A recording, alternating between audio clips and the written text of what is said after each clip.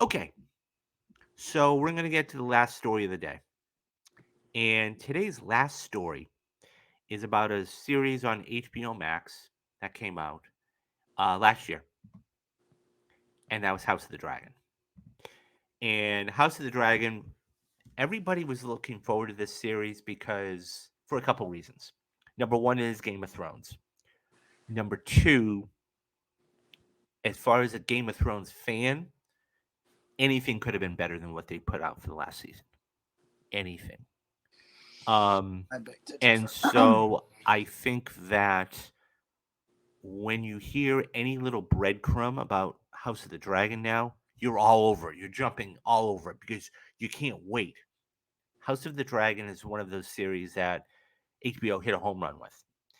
And so this is one of those things where they absolutely want to get the second season out. So this comes from, and we just got some news on this. So this comes from Variety, and um, so it says there will be no dragons before its time. With production of season two of the Game of Thrones prequel House of the Dragon just underway, HBO and HBO Max content CEO Casey Bowles confirmed that sometime in 2024, quote, is a good guess, end quote, for the hit series to return, although he's mum on the exact time of year. But here's a hint. Boyle said it's a quote, good guess, end quote, that the show won't be eligible for the 2024 Emmy season, which ends its eligibility period May 31st, 2024. So you're expected to see it in the summer of 2024. And so he goes on to say, my philosophy is a good script is priority number one. I'm not doing this based on what I having one to have one a year or 2 a year. I want it to be based on the scripts we're excited about. So he goes on to say that remember to get House of the Dragon follow ups from Game of Thrones. We've developed a lot of shows, shot a pilot, a bunch of scripts, and we got House of the Dragon. To do that again is going to take the same amount of effort. You have to develop a lot of things, try things. You never know what's going to work. So currently, we're doing that. I'm not opposed to any number of shows. There's probably a natural limit to how many fans want, but I'm open to as long as any we feel that the scripts are really good about the good about the scripts and the prospects for a series. It's going to take a while that one that hits a mark. I know that George R. Martin feels the same way. You want to do one everybody's really proud and excited about. So, I mean, this is one of those franchises that has been on HBO and HBO Max for many, many, many, many years. Okay, we're talking about this ran 7, 8, 9 years. I mean, really, when you're talking about shooting and everything else, almost 15 years. Um, and the ratings, while the ratings were through the roof for the last season because it was the last season, it wasn't the best. All that being said, um, so let me. I know you're kind of a fan of this, Kyle. Let me ask you, what did you? And I, truth be told, guys, I have not watched House of the Dragon. I got through 2 episodes and I just stopped watching it. Not because I didn't like it. I just other things to do. Um. So let me ask you, Kyle. Number one, are you excited about the news that we might see a summer 2024 release? And number two, um, do you think it's going to be better than the first season? So, as a massive fan of House of the Dragon season one, I cannot wait for season two. I thought House of the Dragon was the best show. Um, there's like no contest. It was the best show of 2022, and I I will say that I'm a little bit worried about season two. And I don't know if you're aware of this, David, but the showrunner left this show. Right, I One did of the hear this. showrunners, the co-showrunner, left this show. Miguel Sapochnik, who is actually largely responsible for a lot of elements of season one. One of them being the original idea for this series was that it would focus on the king and the prince. So King Viserys and Prince Daemon. and they have this relationship in the series where they are very much that they're brothers, but they feel, you know, very much like sometimes you don't know whether they are best friends or sometimes you don't know whether they aren't. And what happened was Miguel Sapochnik's wife actually suggested, you know what? Instead of focusing it on Damon and Viserys, why don't we focus on Rhaenyra and Alicent? That is a major reason why this show is as good as it is. The relationship between Rhaenyra and Alicent was outstanding, and I think Miguel leaving this show worries me a little because Ryan J. Condal, who does the show, he did a wonderful, magnificent job on it, and he wrote a number of things, and he was great. But how does, you know, a ship run without, or no, how does a plane fly without its co-pilot? Or I mean, I could say I think of No, another I know the analogy, analogy you're but trying to get at. it's like I'm very curious to see what they do, and I hope they maintain the same level of quality. They certainly will when it comes to the performances, but I don't know. So I'm really looking forward to it. The one thing I am a little bit saddened about because I understand, with flashback with the way that they told the story, they're gonna continue with Emma Darcy and Olivia Cook in the future of the seasons, but I really love Millie Alcock and Emily Carey as young Rhaenyra and young Alicent, and I am hoping, some way, somehow, they are either incorporated in this season again, where we maybe get flashbacks, or, and this is my crazy idea, and I wish I could go up to the head of HBO and pitch it to them. They do another show where it takes place in between the years that we don't see Yeah, in this a filler in the season, sphere. so to speak. Yeah, and it focuses on those characters. Because listen, I love Emily. I love Emma Darcy and I love Olivia Cook. But this show, the season 1 of House of the Dragon, is as much, Millie Alcock's and Emily Carey's as it is Emma and Olivia's. Even if you look at it, Millie was in even more episodes than Emma was. And I think Emma is amazing, and I cannot wait to see what they do in season 2. But man, I want to see more of Millie and Emily. So I don't know how they would do it. I think there was a rumor that they might still be a part of it, but that's something I'm very curious about. So I'm still really excited. There's a lot of great stories that are going to continue based on the book that it's based off of, and we'll probably get 2-3 more seasons out of this. But yeah, it's going to be interesting. It's also a long wait too, because like when it comes to television, it used to be, you'd get technically 2 seasons in a year, Hmm. not 2 full seasons, but you'd get the end of one season at the beginning of the year and the beginning of the other at the end of the year. That's how TV used to work. But Hmm. now you have to wait about 2 years for the show to return. And some people aren't going to be too happy about that because they're going to be like, wait, where's the show? Even Game of Thrones, it would only be about a year wait. Then the final season took about 2 years. But it was funny because when the final season of Game of Thrones took about 2 years to make, everyone was like, oh my goodness, this is going to take forever. We can't wait that long. And now that's become like the And they jumped on. They traditional, jumped on it as soon as it happened. yeah, that's the traditional wait now for Hmm. television. Shows take like 2 years to come out because they shoot these shows kind of like movies at this point, where they're making a movie and then it takes about 2 years. That's what happened to Westworld. Westworld was a show.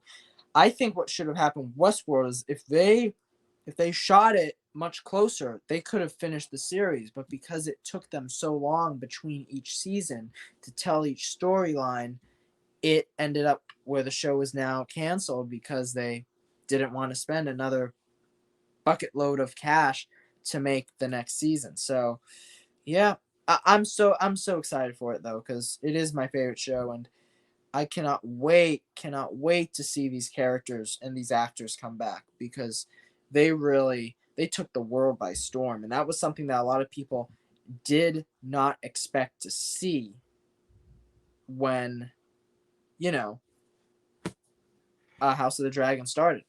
Yeah. It's these No, characters are absolutely. like Game of Thrones levels Yeah. of popularity, and that's when it comes to prequels. That's not an easy thing to accomplish. So this is actually from somebody in our chat, basically saying that Loki they're really eager to see Loki, and so actually speaking of seasons and I know we were talking about shows that haven't been done yet, and that have you watched Loki? Are you Oh yeah. excited for Loki season 2? I cannot wait for Loki season 2. And I have to say, that's another example, right, of a show that took 2 years for them to continue. And it's funny because Loki's going to be the very first Disney Plus series, at least Marvel series, that gets a second season. And that's a rarity because a lot of the Marvel shows that Disney Plus did were like limited They were just series. one-offs, And like I don't know if that, WandaVision or yeah, I don't know if Loki was planned to be. I think it was planned to be multiple seasons, but they well, were I think it very, must have been because they yeah, had that clip yeah. at the end of Ant-Man. Well, So, no. I mean, like, because they, when it comes to some of these shows, they said like a limited series or they right, said like right. WandaVision. The reason why they have that clip there, spoilers for Ant-Man, but the Yeah. reason why there's a clip of Loki and Ant-Man and the Wasp, it's because that show has been filming for the past year and they can Oh, put okay. it in there. Got And it. I do wonder at what point they were like, we'll make a second season. If I remember correctly, it might have been pretty early in the process because they did interviews where they said, "Oh, we're looking at a second season um, of Loki." Yeah. No, and they go on to say Loki was a main part of phase 4 and will set up most of the stuff, and I think they mean phase 5. No, yeah. I mean, No, Loki was in Phase 4. oh, okay, in phase 4. Yeah, I mean, it's really curious. See, that's not to go off on a tangent. That's one of my big things about Marvel right now. You have to watch everything. You have I to. I mean, disagree. like, I disagree. well, that will be another video for another time. But um, That'd be a one of great the video, things actually. is that not going in, not seeing, like, I never saw WandaVision. I never saw Loki. I never. So I mean, I kind of had an idea, but it's one of those things where But David, let me ask you this: when you see Doctor Strange in the Multiverse of Madness, mhm. are you are you saying to yourself, "Boy, I should have watched WandaVision"? Nah, nah, I mean, I And only got through the first 2 or 3 episodes. It it's was actually funny to me because a lot of the people that are saying that, "Oh, you need to watch the other shows," are people that haven't watched the other no, I know shows, that, and but the when you're people that covering everything, might it say you don't gets, need to watch the other shows are people that have watched the other shows. mhm. No, So I understand. it's I think it's a misconception because unfortunately a lot of people that say that just haven't watched the shows. They don't know what they are actually connecting. I think the best thing that can be said is that the shows themselves is really like basically giving you a like a more detailed explanation Yeah, a of the bigger world. picture, a But bigger. if you want to just watch the movies and enjoy them, you do not have to watch the No, shows. And yeah, I think that is still why Marvel is still at the top, because if they made if they truly made these shows, where a cliffhanger happened in a film that would be resolved in a TV show, that is when you get to a point where you're like, wait a second, now it's getting confusing. But yeah, Marvel has not really done that. yeah. What's this comment? Coco Every Marvel mentions. movie is just mostly a setup at this point, leading to something bigger. It's not a terrible thing. I just want to go. I just want to go back I think to Coco not having shares your to same watch sentiment. everything. Yeah, I mean, look. Here's the thing. For the Infinity Saga, okay, and I know this was really before the development of Disney Plus and everything else. You could go into any film and watch a post credit scene and really go, miss the next two or three films and then go into the next film, whatever it Yeah. is, and then you're right up to date. And now with the exclusion of like a Spider-Man No Way Home, but without delving too deep into this, all of these other movies, the last couple of movies, with the exclusion of Thor, okay, Multiverse of Madness was like an extension, okay, to a certain extent. I'm not saying absolutely to No Way Home. Then you have, you know, this Ant Man and the Wasp. Now I haven't watched Loki, so I don't know if they exile him. I mean, I do know of the Time Variance Authority. Okay, Mm-hmm. so do they exile him? No, Do they exile Kane to the quantum realm in Loki, and that's not that's where even we see mentioned. it? I don't know. Nope. So No, um there's. I was listening to John's show last night, and they were talking about how there's now a continuity era apparently in Loki, where it's so like, I mean, like, it's funny to me because like a lot of people that love WandaVision don't like Multiverse of Madness, because they feel like Multiverse of Madness kind of, I don't know what you would say, yeah, retconned or messed yeah, up WandaVision. yeah. And once again, you don't have to watch the No, no, TV no, no. I shows know, I to know. But understand the you movies. don't have to. You don't have to. But they're kind of hint, hint, nudge, nudge. And it's one of those things where you Uh, don't have to, but we're recommending that you do because that's the thing. They want you to absorb and eat up as much mm-hmm. Marvel content as you can. Because look, I mean, and we went to the story at the top of the show. Okay, Yeah. Ant Man made $120 million. Okay, and it was one of the first films, one of the Yeah. five last films to not make to not get that A rating, whether it was A plus, A minus, or an A. Okay, they can put out subpar material, Yeah. and that we both, we did a spoiler cast about them. There's a bunch of problems in it, and excuse me, and the fact is that one, it's not. Look, not everything's going to be a Civil War or Black Panther. We Yeah. understand that, but at the same time, they've gotten to the point, and I'm going to use the analogy of baseball. They can basically get base hits every time, and it's just they're just putting this stuff out. And you and I and Coco here and everybody else, they're gonna go to the theater because it is Marvel. It is the name. And then when you couple that with the Disney Plus stuff, with the Loki and the WandaVision and Moon Knight and everything else, you're just eating more and more and more and more.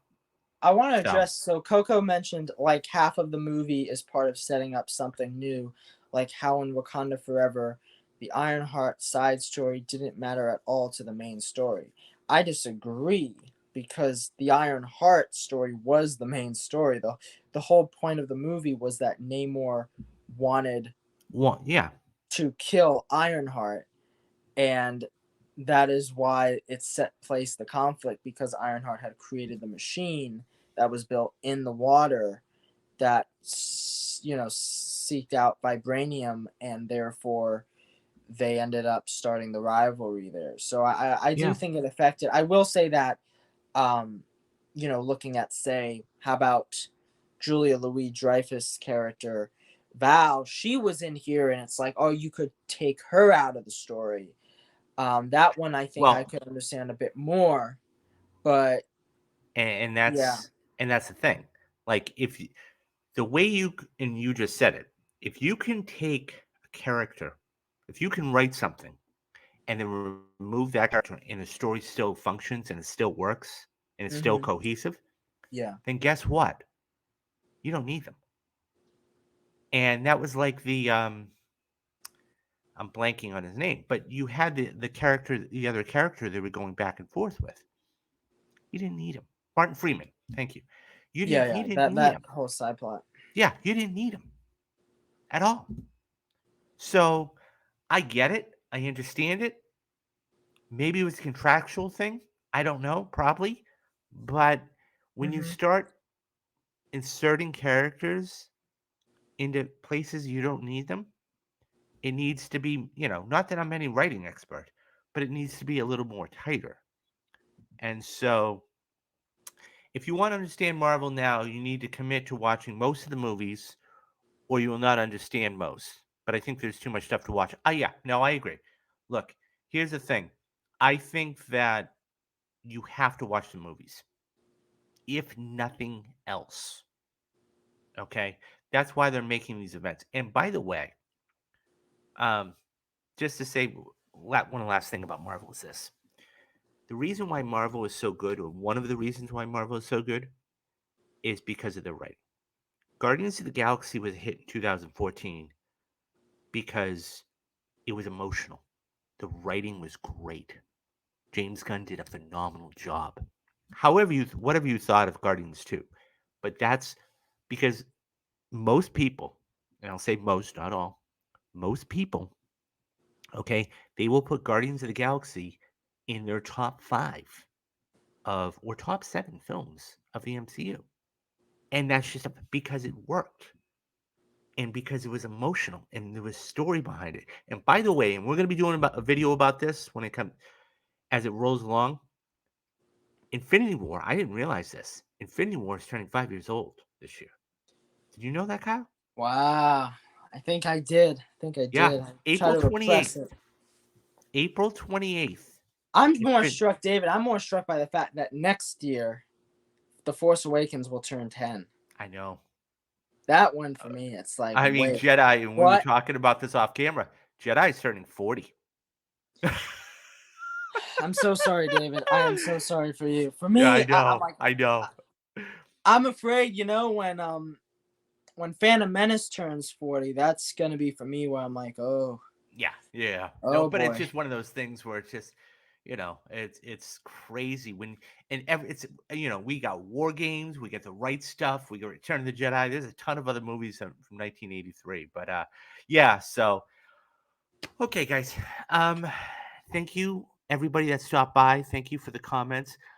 Quick side note: we are going to be recording the perfect movies for March very soon. And Heat. Um, and one final comment by Coco. He says, now James Gunn is working for DC, and I'm happy for him now being the head of the DCU. And I'm not trying to make this Marvel show in DC. No, absolutely. It's going to be interesting to say. I was just reading somebody said something today about what they could do as far as marketing is they could crash the party. He could crash the party At on Comic Con. May, yeah, Comic Con on March. And I thought to myself, now that's because why I would think if you wrote and directed that, or even the weekend after, why would you do that? That doesn't make any sense.